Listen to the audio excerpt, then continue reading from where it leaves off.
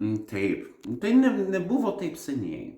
Tai prieš, palaukite, tiksliai prieš 4 mėnesius.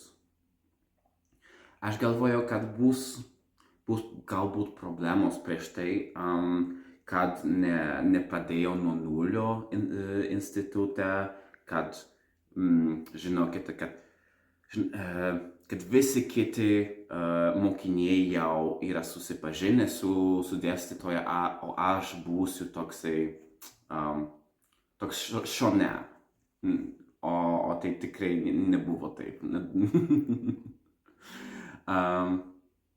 Ir net buvau nustebęs, kad čia institute yra, kad institutas gamina, sakyčiau, savo materialus, savo knygas,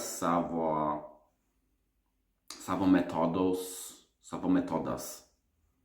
kaip dėstyti, kaip mokyti tą kalbą. Man nieko negaila, bet aš pagrindiniai ne tik dėl mokymosi čia atėjau. Aš taip pat norėjau kažko užsiimti vakarais, galbūt susijęti naujų pažinčių su kitais užsieniečiais, taip pat tiesiog smagiai praleisti laiką ir kursai šiame institute man tą viską davė.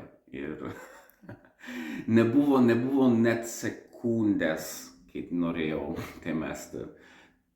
Aišku, buvo momentai, kaip galvoju, oi, čia reikia daug daryti, reikia daug dirbti, reikia daug užduočių atlikti, bet niekada nenorėjau mesti.